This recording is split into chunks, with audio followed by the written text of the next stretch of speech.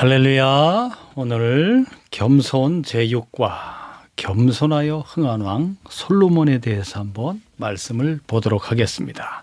열왕기상 3장 9절 10절 같이 읽어봅니다. 시작. 누가 주의 이 많은 백성을 재판할 수 있사오리까? 듣는 마음을 종에게 주사 주의 백성을 재판하여 선악을 분별하게 하옵소서. 솔로몬이 이것을 구하매 그 말씀이 주의 마음에 든지라. 네. 솔로몬이라는 사람은 참 위대한 왕이었습니다.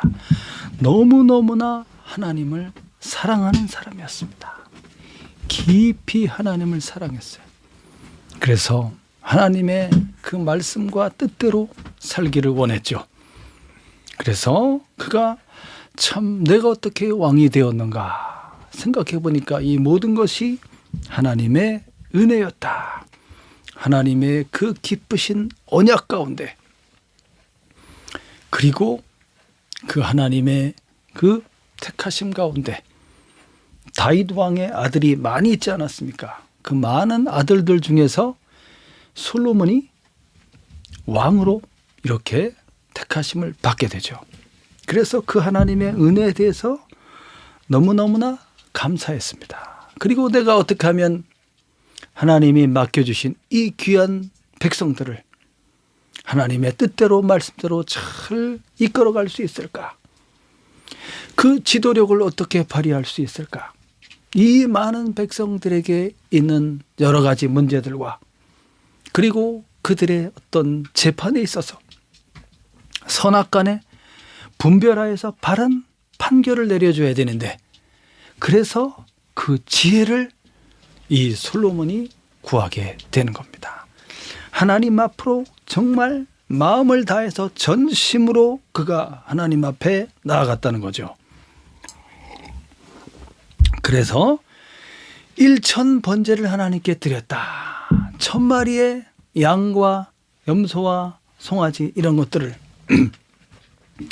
하나님 앞에 드리게 되는 겁니다. 이것은 이 솔로몬이 얼마나 하나님 앞에 헌신하는 마음으로 순종하는 마음으로 나아갔는지를 보여주는 겁니다. 1000마리면 얼마나 많습니까? 그 1000마리를 잡으려고 그러면, 그걸 번제로 드리려고 그러면 이야, 그만큼 솔로몬 개인뿐만 아니라 온 백성과 함께 하나님 앞으로 쫙 겸손하게 나가는 이런 모습을 보여주는 거죠. 이렇게 했을 때 하나님께서 이 솔로몬에게 지혜뿐만 아니라 부귀와 영광까지 하나님이 그에게 허락해 주시는 것을 볼 수가 있습니다. 자, 솔로몬이 이렇게 번제를 드린다라는 거, 이 번제라는 것은 뭐냐면 불태워서 제물을 바치는 건데, 번제라는 위로 올라간다 그런 뜻입니다. 위로 올라간다. 그래서 제물의 향기를 하나님께 이제 쫙 올려줘서 하나님이 그것을 받으시는 거죠. 자, 이 번제라는 것은 속죄를 위한 것과 그리고 하나님을 향해서 자신을 다 바치는 그런 헌신의 의미가 있습니다. 그리고 그 가운데 하나님이 임재하시는 하나님의 영광이 나타나는 또 그런 의미가 있지요.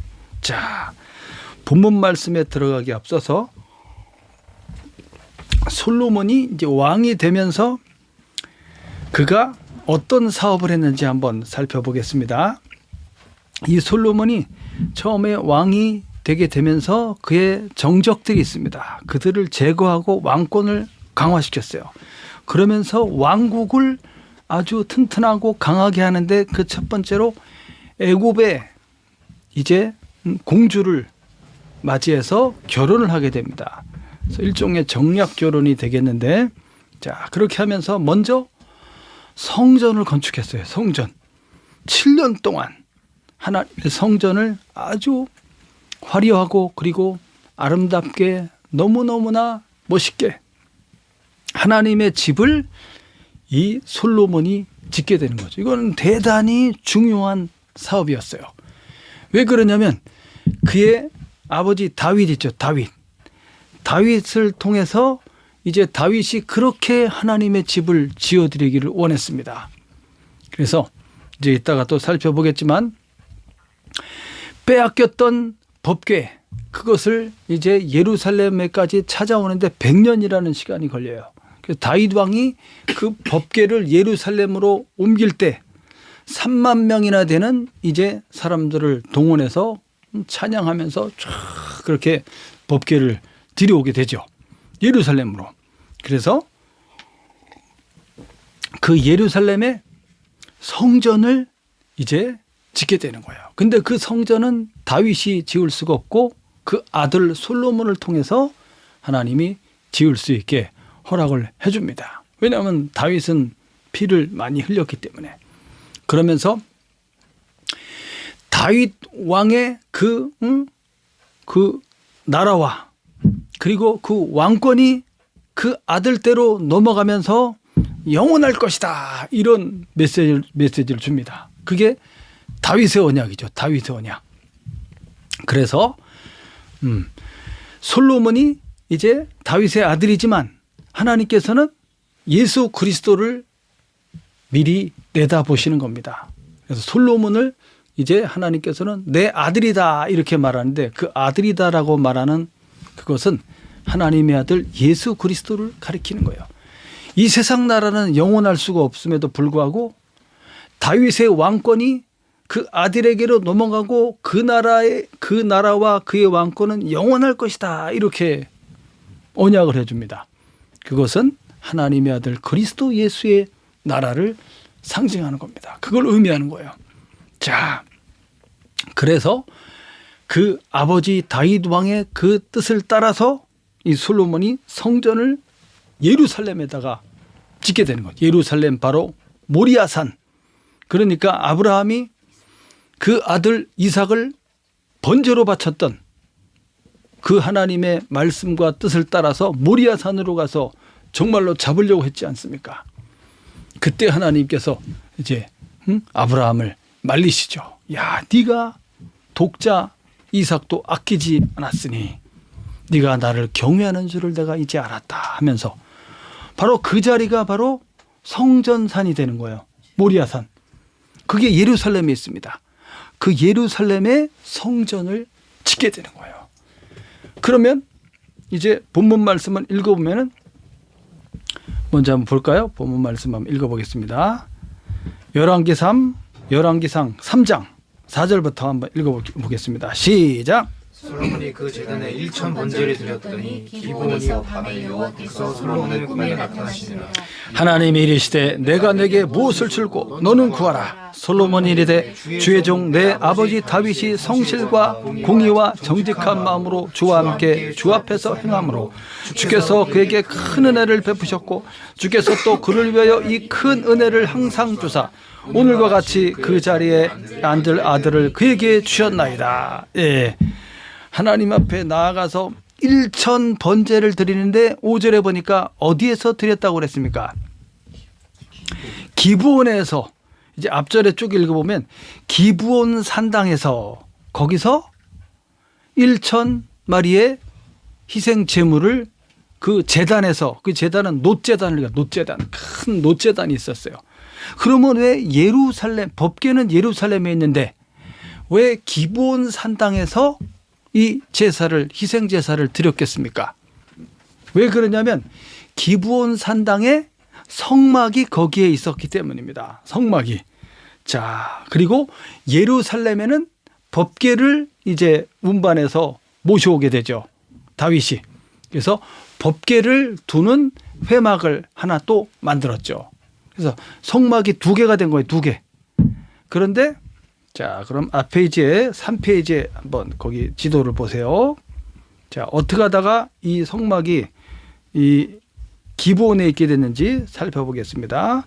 먼저 시내산에서 애굽을 이제 탈출해서 광야로 들어와서 시내산에서 하나님의 말씀대로 뭘 만들었습니까?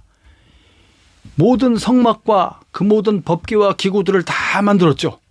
성막을 만들어서 그걸 가지고 이제 이동하여서 어디로 들어옵니까? 이동하여 요단강을 건너게 되죠. 요단강을 건너서 거기 보시면 3번 길갈에 이제 성막이 오게 되고 그 다음에 실로로 오게 되고 그리고 실로에서 이 성막이 노브로 오게 됩니다. 5번에 노브로 왔다가 이제 기브온으로 이렇게 옮겨지게 됩니다. 여러 이유에 의해서 성막이 이렇게 이동을 하게 되죠. 그러면 법궤는 언제 어떤 경로를 거쳐서 예루살렘에 오게 되는지, 그 법궤도 성막 안에 같이 있지 않습니까? 성막에 안에 성소가 있고 지성소 안에 거기에 법궤를 두지 않습니까? 실로에 법궤 그 성막이 있었을 때 그때가 어느 시대냐면은 바로 사무엘이 어렸을 때, 그러니까 그때 제사장은 대제사장이 엘리 제사장이었죠. 대제사장. 엘리의 아들들이 홈리와 비느하스라는 아주 못된 불량한 사람들이었어요. 제사장들이었는데 그때 마침 저 서쪽 해변가에 블레셋이 쳐들어오게 되지. 블레셋과의 전투가 에벤에셀에서 일어나게 됩니다. 거기 지도에 보시면 2번에 에벤에셀 있죠. 그때 이 홈리와 비느하스가 성막에 있는 그 법궤를 들고 나가는 거야. 제사장들에게 메고 법궤를 갖고 나가면 싸움에 승리하겠다, 이런 생각을 갖고 법궤를 들고 나갔죠. 그런데 이 사람들이 너무나 악하였어요. 이 지도자들이 악하였어. 그래서 법궤를 들고 나갔지만 결국은 블레셋에게 패하게 되고 에벤에셀 그 전투에서, 그리고 법궤를 빼앗기게 됩니다. 법궤를 뺏은 블레셋 사람들이 아스돗, 그리고 가드, 에그론 이렇게 여러 군데 법궤를 옮겨가게 돼요. 야, 여호와의 신이라는 그 신의 법궤를 빼앗아 왔잖아.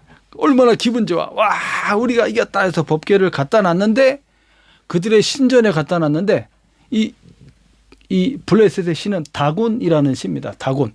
그래서 위에는 물고기 형상으로 되어 있고 밑에는 사람 형상으로 되어 있는 그런 신이에요. 근데 그 신전에 갖다 놨는데 아침에 자고 일어났더니 그 신상의 머리 막 팔다리 막 다 끊어진 거야. 놀래가지고 막 아이고 무서워라. 그래서 법궤를 옮겼어. 옮기는 곳마다 막 독종이 일어나고, 그래서 막 사람들이 피부병이 일어나고 난리가 나는 거지. 여러 군데 옮기다가 결국은 베세메스라는 곳에서 이제 베세메스로 이제 법궤를 돌려보내게 됩니다. 그래서 베세메스에 이제 왔다가 그 다음에 기럇 여아림으로 또 옮겨지게 되고, 기럇 여아림에서 오벳 에돔의 집으로 이렇게 옮겨지게 되는 거죠. 그래서 베세메스에 옮겨놨는데 베세메스 사람들이 법궤 안이 궁금해갖고 들여다봤다가 70명이 죽는 일이 일어나요. 그래서 아이고 무서워라고 이제 이것을 기럇 여아림 아비나답이라는 사람의 집에 이제 갖다 놓게 되죠. 기럇 여아림에서 20년을 있게 돼. 20년을 있게 됩니다. 그리고 이제 마침내 다윗이 그 법궤를 다윗성 예루살렘 성으로 이제 모셔오려고 이렇게 하는 중에 이 사고가 발생합니다. 왜냐하면 이제 수레에다 싣고 오다 보니까 소가 이렇게 뛰니까 이게 기울어지니까 웃사라는 사람이 그걸 만졌어요, 손으로. 그래서 즉사를 하게 된 거죠. 그래서 오벳 에돔의 집에서 또 3개월 머물러 있다가 결국은 다윗성 예루살렘 성으로 그걸 갖고 오게 되는 거예요. 갖고 오게 돼. 이야, 그래서 100년 만에 빼앗겼다가 예루살렘으로 돌아오는데 100년 걸린, 100년 만에 그 법궤를 들고 들어올 때, 가져올 때 수많은 찬양하는 사람들이 찬양하면서, 그때 다윗이 어떻게 했어요? 너무 좋아서 막 기뻐 뛰면서 춤을 추다가 바지가 막 흘러내렸지. 그랬더니 그것을 그 안에 누구야? 미갈이 그걸 보고서 막 아유 하면서 자기 남편을 멸시했죠. 그래서 화가 난 다윗이 다시는 그 여자를 쳐다보질 않았습니다. 그런 일이 있었죠. 어쨌든 이렇게 예루살렘으로 법궤를 모셔오게 된 것은 바로 거기가 하나님이 예비하신 성전이 지어질 장소이기 때문에 그렇습니다. 왜냐하면 아브라함에게 그 100살에 낳은 아들 이삭을 번제로 바치라 했던 그 산이 바로 모리아산이에요. 모리아산. 거기가 바로 그 예루살렘 그 산에 있는 거예요. 거기가 예루살렘 성전산입니다. 모리아산이. 다윗이 그것을 알고 있었죠. 그 하나님의 언약의 말씀을 다윗이 알고 있었어요. 그래서 그곳에 법궤를 갖다 놓은 거죠. 그리고 이제 솔로몬이 성전을 짓기 전까지는 성막이 어디에 있었다고요? 기브온에 있었다고. 기브온에 있었기 때문에 그래서 기브온에서 이제 솔로몬이 뭐란 겁니까? 기브온에서 번제를 드리게 된 거죠. 번제를. 자, 그래서 그렇게 이해하시면 되겠습니다. 1,000마리의 번제를 드렸다. 1,000마리의 희생제물을 가지고 와서 왜 이렇게 많이 갖고 왔어요? 그냥 뭐 10마리만 갖고 와도 많은 건데 100마리도 뭐 어마어마한 1,000마리나 되는 그 많은 양의 이 희생제물을 하나님 앞에 드리고자 하는 이게 어떤 마음이 이게 무슨 뭐 많이 드려서 뭐 자기를 과시하고 그런 것이 아니라 진심이야, 진심. 이 솔로몬이 그렇게 하나님에 대한 열망이 강했어요.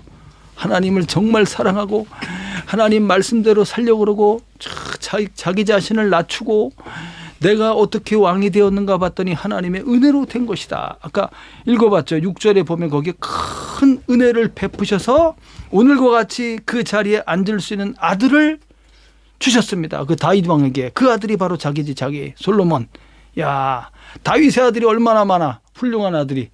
그럼에도 불구하고 밧세바를 통해서 낳은 아들, 첫 번째 아들, 밧세바의 아들 중에 솔로몬을 이제 택하여서 그를 왕으로 세우게 되는 겁니다. 밧세바의 첫 번째 아들이 아니에요, 솔로몬이. 그럼에도 불구하고 그가 왕으로 이렇게 택하심을 받았다라는 데 대해서 큰 감사를 하고 있는 거죠. 1,000마리를 바칠 때 그 제사장들이 얼마나 힘들었을까? 그 1,000마리를 다 이 번제라는 것은 가죽을 이제 잡아서 피를 받고 흘리고 그 다음에 가죽을 벗기고 머리부터 해서 온몸을 다 이렇게 잘라서 불필요한 것은 이제 태워버리고 빼내버리고 그 다음에 이것을 번제단에 올려놓고 다 불태워서 바치는 거잖아요. 그걸 하려면은 1,000마리 하려면 그 제사장들 다 동원해서 1,000마리를 한다. 얼마나 걸릴까? 아무리 못해도 최소한 일주일 이상은 걸린다는 거야. 일주일 이상. 그렇게 열심으로. 이것은 온 백성이 다 같이 나와서 그 자리에서 그걸 하고 있다는 거예요. 하나님 앞에. 그러한 진정한 진심이 그 안에 들어있고 그리고 하나님께 대한 온전한 헌신과 순종의 뜻이 거기에 들어있는 겁니다. 그러면서 하나님께 이렇게 했던 거죠. 그랬더니 그날 밤에 꿈에 하나님이 나타났어요. 너무나 하나님이 감동을 받으신 거야. 내가 너에게 무엇을 줄까? 꿈속에 나타났어. 신기하게 꿈속에 나타났는데 그 모든 하나님과의 대화와 이야기 이게 모든 게 머릿속에 쫙 각인되어서 들어왔지. 잊어버리지 않고. 야, 마치 실제로 보는 것처럼 꿈속에서 하나님을 만났는데 내가 너에게 무엇을 줄까? 그랬더니 다윗이 뭐라고 말합니까?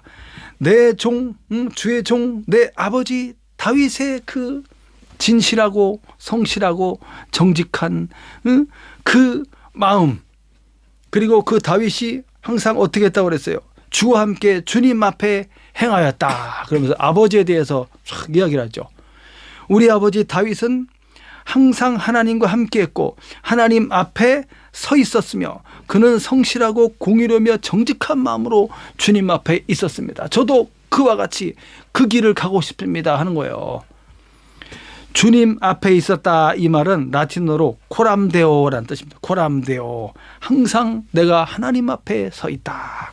그러니까 죄의 길로 가지 않고 의의 길로 선한 길로 가려고 하는 거죠. 불법한 길을 가지 않으려고. 자, 그러면서 나를 이렇게 큰 은혜를 베푸셔서 왕의 자리에 서게 해 주셨습니다. 이런 말을 지금 솔로몬이 고백하고 있는 것입니다. 다음 페이지 7절부터 또 읽어보겠습니다. 시작.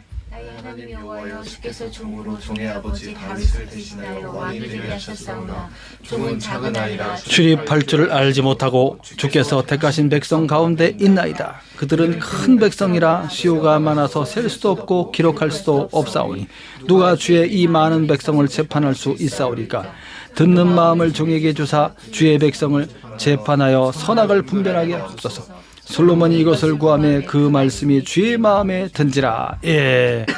그러면서 솔로몬이 제가 이제 다윗을 대신하여 왕이 되게 되었습니다. 그렇지만 저는 너무나 부족합니다. 저는 너무나 종이라고 표현하면서 저는 너무나 작은 아이에 불과합니다. 솔로몬이 왕으로 등극할 때 나이는 19살입니다. 19세. 그리고 40년간 통치했으니까 59세에 그 생을 마감하게 됩니다.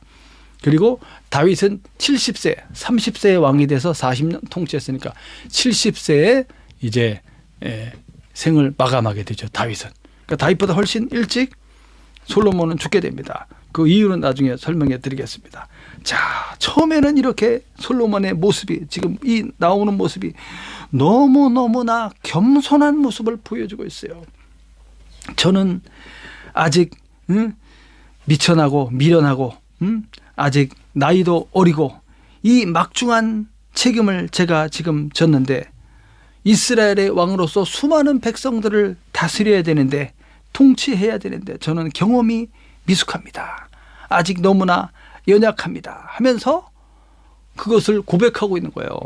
이 얼마나 겸손한 모습입니까? 그러면서 출입할 줄 알지 못합니다. 출입한다는 것은 뭐냐면 들어오고 나오고 경영하고 관리한다는 뜻인데 왕으로서 이 백성들을 성공적으로 잘 다스려야 되는데 과연 제가 그거를 잘할 수 있을지 모르겠습니다. 그런 뜻이에요. 자기를 탁 낮추면서 그러면서 하나님께서 맡겨주신 이 이스라엘 백성들은 그 수요를 헤아릴 수 없을 정도로 많습니다. 이렇게 말하고 있죠. 사실 이 당시에 인구조사를 해보면은 이제 20세에서 60세까지가 130만 명인가 그 정도 돼요. 그러면 이제 나머지 식구들 다 더하면 많아야 한 400~500만 명 정도 될 텐데 근데 이 솔로몬은 그 숫자를 셀 수 없이 많다고 말하고 있습니다. 이것은 하나님이 아브라함에게 주셨던 그 언약 너의 자손이 셀 수 있으면 세봐라. 하늘의 별과 같이 많게 할 것이며 바다의 모래와 같이 땅의 티끌과 같이 많게 할 것이다. 이런 언약적 그런 생각에서 이걸 말하고 있는 것입니다. 그리고 이 백성 한 사람 한 사람들은 너무너무나 소중하다라는 거지. 그래서 이렇게 많은 백성들을 제가 그들을 다스려야 되는데 그렇다면 저에게 필요한 것은 뭐냐? 이 백성들을 많은 백성들을 잘 재판할 수 있도록 그런 지혜를 달라고 지금 구하고 있는 겁니다. 듣는 마음을 주십시오. 이 듣는 마음은 뭐냐면 하나님의 말씀을 듣는 그 마음을 달라는 거예요. 자기 생각대로 통치하고 정치하는 것이 아니라 항상 귀를 기울여 하나님의 말씀을 잘 들어서 그 말씀대로 백성들을 올바로 통치하고 재판할 수 있는 그런 총명한 지혜와 분별력 있는 그런 지혜를 달라고 이 하나님께 구하고 있는 거죠. 이야, 지금 누구를 생각하고 있습니까? 이 솔로몬은 오직 이 백성들을 생각하는 거예요. 그러니까 내가 왜 왕이 됐으며 왕으로 세워진 목적은 무엇인가 이거를 명확하게 이해하고 있는 것이죠. 그래서 하나님의 이 귀한 백성 내 것이 아니고 다 하나님 것이지. 하나님의 이 귀한 백성을 정말 빠르게 이끌어가고 그들의 문제를 해결해주고 그들에게 선악간의 재판을 잘 판결할 수 있도록 하나님의 말씀을 들어서 그 하나님의 마음으로 이들을 잘 이끌 수 있게 해달라고 선악을 분별할 수 있는 지혜를 달라고 다 구한 거죠. 할렐루야. 이야, 만약에 여러분들이 참 하나님을 사랑하고 하나님의 말씀대로 순종하면서 이렇게 행할 때 어느 날 꿈속에서 하나님이 나타나셔서 너에게 무엇을 줄고 했을 때 그때 무엇을 달라고 솔로몬이 말한 것처럼 잘 얘기해야 됩니다. 항상 우리의 신앙의 자세를 바르게 하고 솔로몬이 행하였던 것처럼 겸손한 자세로 착 나가면서 하나님이 물어봤을 때 바로 잘 얘기를 해야 돼요. 엉뚱한 거 얘기하면 안 되고. 알겠죠? 자, 11절부터 또 읽어보겠습니다. 시작. 이에 하나님이 그에게 이르시되 내가 이것을 구한다. 자기를 위하여 장수하기를 구하지 아니하며 부도 구하지 아니하며 자기 원수의 생명을 멸하기도 구하지 아니하고 오직 송사를 듣고 분별하는 지혜를 구하였으니 내가 내게 말할 지혜롭고 총명한 마음을 주노니 내 앞에도 너와 같은 자가 없거니와 내 뒤에도 너와 같은 자가 일어남이 없으리라. 내가 또 내가 구하지 아니한 부귀와 영광도 내게 주노니 내 평생의 왕들 중에 너와 같은 자가 없을 것이라. 내가 만일 내 아버지 다윗의 행함같이 내 길로 행하며 내 법도와 명령을 지키면 내가 또 내 날을 길게 하리라. 솔로몬이 깨어보니 꿈이더라. 이에 예루살렘에 이르러 여호와의 언약궤 앞에 서서 번제와 감사의 제물을 드리고 모든 신하들을 위하여 잔치하였더라. 할렐루야. 꿈속에 나타나서 하나님께서 계시해 주는 겁니다. 말씀해 주는 겁니다. 너무너무 솔로몬을 하나님이 사랑했어요. 솔로몬도 하나님을 사랑했고, 너는 정말 멋지다, 아름답다. 지금 꿈속의 이야기인데 꼭 실제 같죠? 실제 같아. 꿈속에서도 솔로몬은 너무나 너무나 잘 구했어요. 보통 사람들은 오래오래 살게 해 주십시오. 부자가 되게 해 주십시오. 하는 것마다 잘 되게 해 주십시오. 그 다음에 저를 해치는 자가 없도록 원수들을 그냥 싹 다 없애 주십시오. 뭐 이런 거 얘기하고, 그 다음에 제가 하고 싶은 게 너무 많습니다. 갖고 싶은 게 너무 많습니다. 다 주십시오. 그런데 그런 걸 구하지 않았다는 거예요. 그런 면에서 하나님 마음에 합했던 거지. 야, 오직 송사 재판을 듣고서 분별할 수 있는 지혜를 구하였으니 내가 네 말대로 해주겠다. 그러면서 지혜롭고 총명한 마음을 주겠다. 이렇게 하면서 어마어마한 지혜를 부어줬어요. 솔로몬이 아까 그 행하였던 걸 보면은 아까 다시 돌아가서 보면은 솔로몬이 그 건축한 것을 보면은 이렇게 성전을 너무나 아름답게 지었잖아요. 7년 동안. 그리고 나서 13년 동안 이 왕궁을 지었어요. 왕궁, 궁전을 지었는데, 솔로몬의 궁전뿐만 아니라 자기의 궁전도 짓고 바로의 딸을 위해서 또 궁전도 지어주고, 그 다음에 레바논의 숲집이라는 뭐 어마어마한 숲이 있는 그런 어마어마한 집을 또 짓고, 그 다음에 기둥들이 쫙 있는 그런 낭실이래요. 낭실.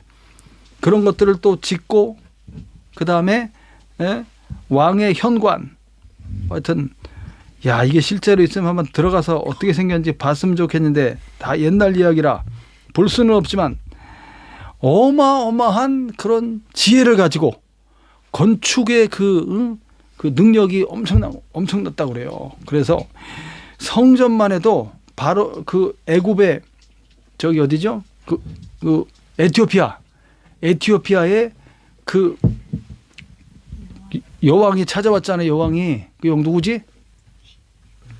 그 시바의 여왕이 그 에티오피아 거기에요. 구스 여왕이 찾아왔는데 배에다가 막 황금과 각종 금은 보물을 싣고서 찾아와서 솔로몬을 만나고, 솔로몬이 얼마나 멋있어요. 잘 생기고 막 지혜가 막 엄청나다는 소문이 들려오고, 솔로몬 때에 가장 부강했다는 거야. 이 이스라엘 나라가. 그리고 하나님께서 아브라함에게 주시겠다고 약속한 그 땅의 경계를 저 북쪽 메소포타미아에서 강에서부터, 그 다음에 메소포타미아 그 유프라테스 강 있죠. 거기서부터 남쪽의 애굽강까지 그 영토를 전부 회복한 왕이 바로 솔로몬 왕이었습니다. 대단히 나라가 부강하게 만들었고 번성하게 만들었고, 그 다음에 이 모든 건축뿐만 아니라, 그래서 그 시바의 여왕이 와서 이 보고서 막 놀래. 성전에 올라가는 그 계단을 봤는데 거기서 그냥 까무러쳤어. 막 금으로 돼 있어. 막 금으로 까무러칠 정도로 어떻게 이렇게 화려하게 아름답게 그 조각 하나하나, 그 다음에 그 옆에 모든 환경을 멋있게 꾸며놨어요. 그래서 솔로몬은 지혜가 너무나 충만한 사람이었는데 동물학 박사였어요. 솔로몬이. 모든 동물들에 대해서 관심이 많고 연구하고 동물학 박사. 동물원들을 막 쫙 만들어 놓고 그다음에 큰 막 그런 뭡니까? 물고기들이 이렇게 헤엄칠 수 있는 그런 큰 연못 말고 뭐라 그러지? 하여튼 그런 거 막 싹 만들어 놓고 그다음에 또 식물원 온갖 종류의 식물들 막 쫙 만들어 놓고 그다음에 온갖 과학 그나 이런 것들 막 이야 너무너무나 지혜로운 왕이었다라는 겁니다. 자, 그래서 이렇게 하나님께서 이제 그에게 지혜와 총명을 다 주셨어요. 다 주셨어. 그래서 너무너무나 큰 그런 이제 은혜와 능력을 받았죠. 그러면서 13절에 보니까 이 솔로몬이 구하지 않은 것까지 주시겠다고 말합니다. 이야, 뭘 더 준다고 그랬어요? 부귀와 영광도 너에게 주겠다. 부귀와 영광까지. 그 어마어마하게 이 솔로몬이 부자가 되는 거지. 황금과 은과 뭐 보석들이 막 가득해. 왜냐하면 솔로몬의 지혜가 이게 이렇게 알려지면서 주변의 나라들의 그 왕들이 자기 공주를 보내는 거야. 공주를 보내서 제발 결혼해 달라고 정략 결혼을 하는 거지. 동맹을 맺는 거예요. 동맹. 수많은 나라들이 솔로몬과 동맹을 맺으면서 이제 이게 이제 잘못되게 되는 겁니다. 여기서부터 정략 결혼을 하게 되면서 솔로몬이 많은 여인들을 이제 데리고 오게 돼 결혼하게 되지. 그래서 솔로몬의 아내가 1000명이나 되지 않습니까? 그러면서 이 솔로몬이 이제 나중에 이때는 겸손했어요. 겸손했어. 부귀와 영광까지 하나님이 다 주셨지. 그러면서 14절에 뭐라고 그랬어요? 절대 너는 너의 아버지 다윗이 행한 것 같이 다윗의 길로 행해야 된다. 다윗의 길. 그래서 다윗의 길은 뭐냐면 다윗은 그 밧세바를 범한 그거 외에는 정말 하나님 앞에 바른 길을 걸어간 사람입니다. 그래서 이스라엘의 왕이 그 사람이 선하냐 악하냐 바르냐 바르지 못하냐의 그 척도가 다윗이 된 거예요. 다윗이 행한 길로 갔으면 그것은 선한 왕이 되는 거죠. 이런 것처럼 그래서 네가 다윗이 행한 것처럼 그 다윗의 길로 간다면 내 법도와 명령을 잘 지켜 행한다면 너는 장수하게 될 것이다. 오래 살 것이다. 이런 복을 이렇게 주신 거죠. 근데 아까도 봤지만 19세의 왕이 돼서 40년을 통치하고 59세 60이 못 돼서 결국은 죽게 되는 거예요. 그러니까 어때요? 장수한 건 아니잖아. 그렇죠. 그래서 이 솔로몬이 처음에는 참 겸손했는데 가면서 이 사람이 타락의 길로 가게 됩니다. 그래서 수많은 이제 이방 여인들을 데려오게 정략 결혼을 하게 되고 데려오게 되면서 그 여인들을 사랑하다 보니까 그 여인들이 해달라는 걸 해주는 거야. 그 여인들이 우상신을 자기네 믿는 우상신을 갖고 왔지. 그래서 신전을 세워주기 시작하면서 온 이스라엘의 산마다 산당을 만들어서 거기서 그들의 신을 섬길 수 있게 해준 거야. 자, 그것이 이제 문제가 되게 된 것입니다. 물론 예루살렘의 성전은 잘 지어놨지만 결국은 이렇게 우상 숭배가 이 이스라엘 전역에 일어나게 되면서 결국은 솔로몬의 왕국은 어떻게 됩니까? 분열되어서 남북으로 갈라지게 됩니다. 남유다와 북이스라엘로 갈라지게 되고 그러면서도 이 왕들이 이제 다윗의 길로 행해야 되는데 그렇게 하지 않고 계속 이렇게 불법을 행하며 우상을 숭배하며 하나님을 멀리하고 형식적으로 하나님을 섬기며 세속화되어서 이 세상의 것을 쫓아서 쾌락과 세상의 부귀영화를 쫓아서 살아가다가 결국은 어떻게 됐습니까? 그 두 나라는 멸망을 당하게 되어버렸죠. 자, 그래서 끝까지 하나님이 주신 그 선한 마음을 잘 붙들고 끝까지 겸손하게 나아가는 게 중요하다는 거예요. 자, 그래서 꿈을 깨고 나서 꿈을 완전히 사실처럼 꿔서 사실처럼 그 꿈 속에서 그렇게 하나님이 축복해 주시겠다 한 것처럼 그대로 된 거예요. 그대로 깨어보니 꿈이었더라. 그래서 예루살렘으로 돌아와서 어떻게 했습니까? 여호와의 언약궤, 예루살렘에 그 언약궤 법궤가 있다고 그랬죠. 거기도 이제 제단이 있습니다. 거기서 번제와 감사의 제물은 화목제를 가리켜. 그래서 온 백성들과 함께 신하들과 같이 잔치하면서 하나님께 영광을 돌렸다. 그런 이야기입니다. 여러분, 솔로몬이 우리가 읽어봤지만 처음에 얼마나 이 사람이 하나님을 사랑했는지를 알 수 있죠. 그 처음에 하나님을 향한 그 겸손한 마음과 사랑하는 마음을 끝까지 유지했으면 얼마나 좋았을까. 이게 이제 중요한 겁니다. 끝까지 이 타락의 길로, 이 불법의 길로, 쾌락의 길로 가지 말고, 이 세상의 길로 가지 말고 하나님의 뜻을 쫓아서 바른 길로 그 다윗 왕의 갔던 길처럼 하나님의 법을 잘 지키고 믿음으로 순종하는 그런 길로 쭉 갔으면 참 좋았을 텐데. 그렇지만 노년에 이 솔로몬이 돌아오게 됩니다. 돌이키게 됩니다. 이 모든 쾌락과 이 모든 이 세속적인 것을 다 누려봤어요. 솔로몬이 다 누려봤더니 이게 아니구나를 깨닫게 됩니다. 해 아래는 새 것이 없도다. 그러면서 모든 것이 헛되고 헛되니 헛되고 헛되도다. 이렇게 전도서에 이제 고백을 하죠. 전도서. 야, 세상의 모든 것을 다 취해보고 만져보고 가져보고 연구해보고 만들어보고 다 해봤지만은 결국은 이 해 아래 이 세상에는 새 것이 없다는 거예요. 결국은 다 지나가게 된다. 그리고 중요한 것은 무엇이다? 젊었을 때 청년이라 일컫는 그때에 여호와 하나님을 바로 알고 그분을 경외하는 삶이, 이것이 사람의 본분이다. 이걸 깨달은 거예요. 전도서 말씀을 쓰게 됐죠. 그래도 결국은 끝에 돌아왔으니까 그나마 다행이죠. 근데 처음부터 끝까지 쫙 주님을 위해서 하나님의 영광을 위해서 살았다면 이 사람은 얼마나 하늘에서 받을 상급이 컸을까요?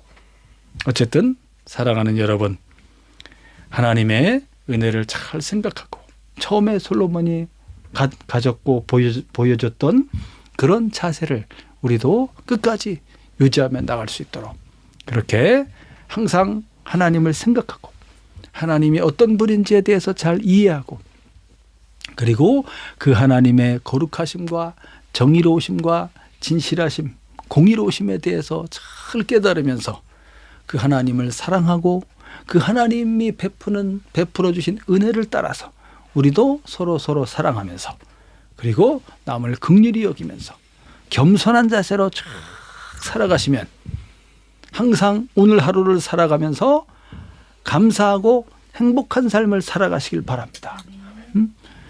무엇이 우리에게 뭔가 좀 부족할지라도 감사하고 만족하면서 하나님을 찬양하고 기뻐하면서 그렇게 살아가면 마지막 하나님의 나라에 들어갈 때 영원한 하나님의 나라에서 영원한 행복을 누리게 될 것입니다.